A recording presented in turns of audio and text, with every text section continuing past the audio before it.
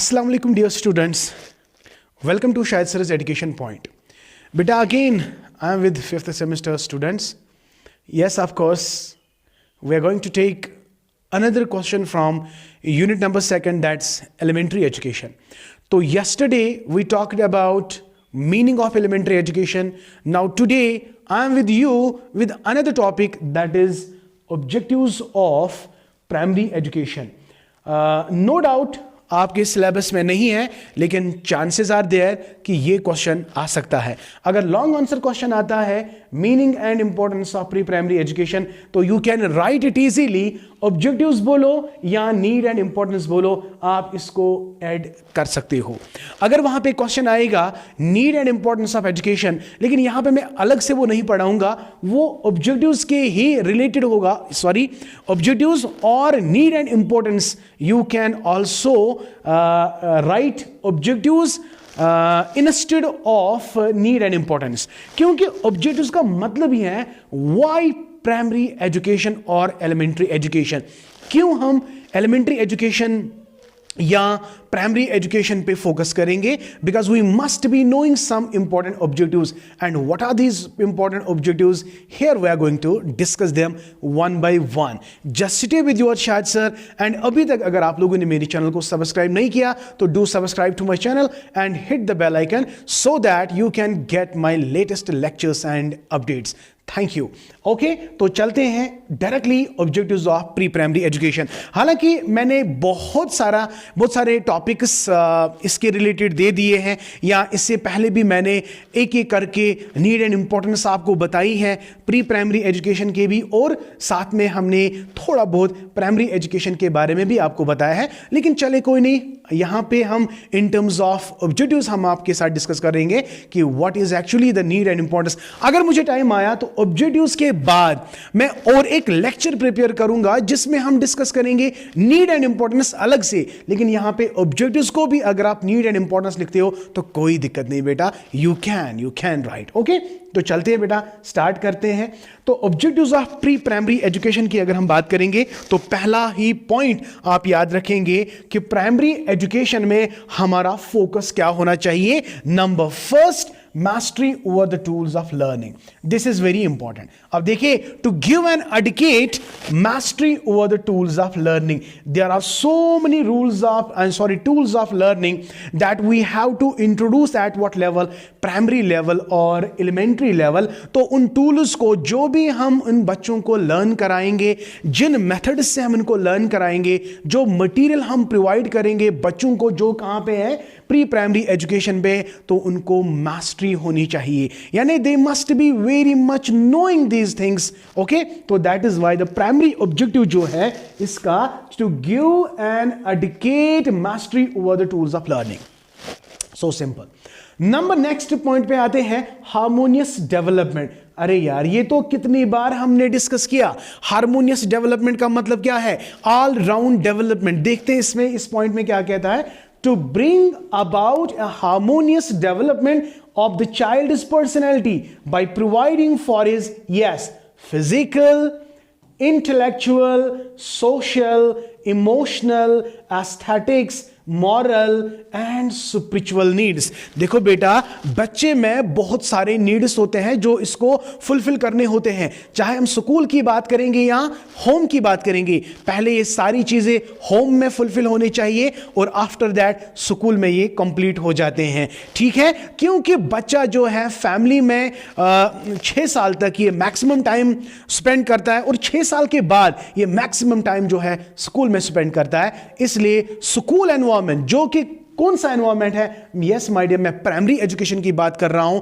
कि primary education में हमारा फोकस होना चाहिए कि बच्चे के तमाम नीड्स को राइट टाइम पे फुलफिल करना है. वो नीड्स क्या क्या है? He must be very much strong, physically developed, his mind, his social aspect, cooperation, love, sharing, etc. ये सारी चीजें इसको डेवलप होती है कहाँ पे? स्कूल में आपको माय डियर फ्रेंड ज्यादा ज्यादा बनाता है, शेयर केयर ऐसे सारी चीजें वो डेवलप करता है कहाँ पे? स्कूल में, ज्यादातर स्कूल में। क्योंकि अगर हम फैमिली की बात करेंगे, family is confined, right, there are limited members, but when ये स्कूल में जाता है तो बहुत सारे फैमिली के मेंबर डिफरेंट फैमिलीज से बिलोंग करते हैं ना बच्चे, तो उसको हर किसी फैमिली का टेस्ट मिल रहा है।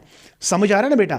तो ये मिजाज उनको समझ आ रहा है। सोशल डेवलपमेंट समझ आ गया कि नहीं? तो सोशल डेवलपमेंट के साथ साथ बच्चे में मॉरल डेवलपमेंट में बहुत इंपॉर्टेंट है। अगर हम आज की बात करेंगे तो we are lacking this component. Spiritual development we are lacking this component. तो these two things must be there. Okay, तो अगर ये दो तीन चीजें, चार चीजें, physical development, social development, cognitive development, intellectual development, language development, moral development, spiritual development, ये सारी चीजें बेटा हमें इनकलकेट करनी है, हमें बच्चे को डेवलप करना है।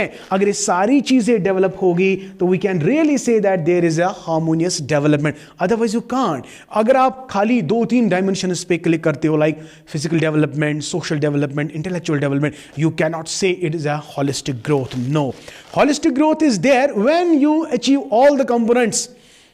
The last is spiritual development, moral development, spiritual development. You must what the things they are doing, हमें वॉच करना है। अगर ये चीजें सही कर रहा है तो give him ethically, he is good, doing good. अगर वो सही नहीं कर रहा है तो उसको डांटो कि भाई आपने ये गलत किया। तो सही और गलत का कॉन्सेप्ट जब हम उसको स्कूल में ही देंगे ना, तो आगे जाके इसके अंदर बहुत ज्यादा इथिकल ग्रोथ होगी।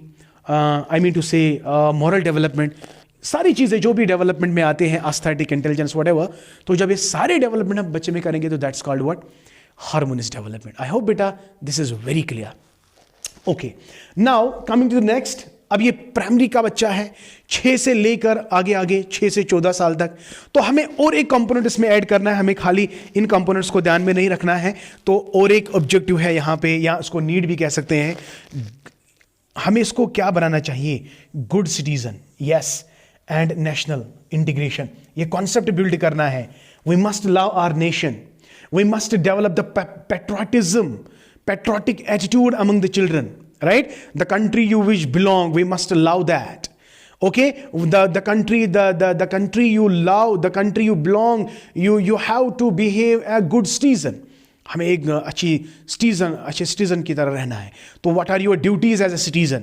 जब आपको स्कूलिंग कंप्लीट हो जाएगी, आप कहीं पे भी, हाँ, after completing your school, when you are in the job or when you are the society, when you are in a community, आपके कुछ प्रोटोकॉल्स है, कुछ प्रिंसिपल्स है जो आपको फॉलो करने हैं। ये सारी चीज़ें आपको तब मिलेंगे जब स्कूल में ही इन सारी चीज़ों के बारे में इसको पढ़ाया जाता है, सिखाया जाता है। तब जाके यही बच्चा कल एक कम्युनिटी में एक बहुत बड़ा मेंबर बन सकता है, जो कम्युनिटी के प्रॉब्लम, सोसाइटी के रिलेटेड के प्रॉब्लम्स को अच्छी तरह से डील कर सकता है। ठीक है, तो ये सारी चीजें बेसिक से हमें बच्चों को प्रोवाइड करना है। अगर हमने ऐसा किया तो वी आर सक्सेसफुल, अगर नहीं किया तो वी आर लैकिंग। तो ये गुड सिटीजनशिप का कॉन्सेप्ट इसको दिमाग में रखना है। और नेशनल इंटीग्रेशन का concept, national integration, are you getting my point? International brotherhood का कॉन्सेप्ट, तो ये हमें इसी स्टेज में इसको डेवलप करना है। To prepare children for good citizenship, to develop them a love for their country, its traditions and its culture, and to inspire in them a sense of service and loyalty. आप school में पढ़ रहे हो, कल जाके आप एक अच्छा इंसान बनोगे और फिर सोसाइटी को आप पे एक्सपेक्टेशंस हैं और आप कितना लॉयल रहोगे अपने सोसाइटी के रिलेटेड, इसी का कॉन्सेप्ट हमें देना है। Then it is a good citizenship concept, and we must show love and integrity with our country. So this is the national integration. समझ आ गया? The culture you have, we must love the culture, we must not forget the culture, we must love the traditions, the beliefs, the customs that we have. तो ये सारी चीज़ें बच्चे को provide करनी है, इसको एक अच्छी अंडरस्टैंडिंग देनी है अपने कल्चर के बारे में, अपनी कंट्री के बारे में, ठीक है? और by this you can achieve this goal as a good citizenship and national integration. I hope बेटा this point is clear, very good. अब फोर्थ पे आते हैं। फोर्थ पॉइंट क्या है, जल्दी से देखें। Fourth point is international understanding. Very good. The relationship of our country with the neighbor countries, right? To develop international understanding and the spirit of universal brotherhood, जो अभी मैंने इससे पहले इस पॉइंट में बोला था, ठीक है, ये भी कॉन्सेप्ट क्लियर करना है कि we must not love only our country, we must respect the other countries as well. International brotherhood का कंसेप्ट क्या है? Those persons who do not belong to your country but they belong to their own country, we must show kind of love to them also. So they are also our brothers and sisters. So this concept must be developed. ये concept भी इनको develop करना है किसमें? International understanding. ये भी concept समझाना है इनको कहाँ पे? Primary education में, यानी elementary education में. And number 5th point, scientific attitude. So nice. Today's अगर हम आज की बात करेंगे तो we have a science and technological world, तो we must inculcate, we must develop scientific temper among students. ठीक है ना? तो साइंटिफिक एटीट्यूड डेवलप करना है प्राइमरी एजुकेशन को लेकर. प्ले वे मेथड के साथ साथ ये भी जरूरी है to inculcate a scientific attitude. ये मैंने ऐसे कहा, ठीक है. And 6th point is dignity of labour. To inculcate a sense of dignity of labour. Dignity of labor, what type of work you are being provided, you must love that, you must be very loyal to that, okay. And preparation for life. So simple. Education is when you prepare yourself for the whole life, so it is education. तो life में आपको बहुत सारी problems आएंगे, तो ये उनको बच्चों को कॉन्सेप्ट डेवलप करना है कि whatever the problem you are facing in your life, you have to prepare your life, you have to prepare yourself for the life. तो देखिए, to prepare children for the life through the provisions of the worthwhile practical activities and experience, including the work experience. समझ आ गया? तो ये सारी चीजें आपको, ये प्रैक्टिकलिटी इनको सिखानी है कि लाइफ में आपको किन किन चीज़ों के साथ डील करना है, उनको प्रैक्टिकली वो चीज़ें सिखाएं. तो जब उनको प्रैक्टिकल एक्टिविटी, प्रोजेक्ट वर्क में इन्वॉल्व करेंगे, वो ऑटोमेटिकली सीखेंगे कि लाइफ में हमें कैसे प्रिपरेशन करनी है और अपने लाइफ को कैसे आगे ले जानी है. तो ये सारी चीज़ें बेटा आपको याद रखनी है इन टर्म्स ऑफ ऑब्जेक्टिव्स. और अगर मुझे टाइम आया तो हम इसके रिलेटेड और भी बात करेंगे, नीड एंड इंपॉर्टेंस को थोड़ा बहुत और ज़्यादा एक्सपेंड करेंगे. कोई दिक्कत नहीं, इंशाल्लाह I will be back to you इंशाल्लाह टुमारो. अगर मुझे टाइम मिला तो आई विल बी बैक. अगर नहीं मिला तो कहीं ना कहीं मैं एक हफ्ते में 2-3 लेक्चर्स तो इंशाल्लाह अपलोड करूँगा ही करूँगा. Till then goodbye, have a nice day. और मेरी चैनल को ज़्यादा से ज़्यादा शेयर करो यार, और ज़्यादा से ज़्यादा लाइक करो, और ज़्यादा से ज़्यादा कमेंट करो यार. आप तो देखते हैं लेकिन कमेंट नहीं करते. कितनी बार मैं आपको कहूँ कि कमेंट करो, because your comment is very important.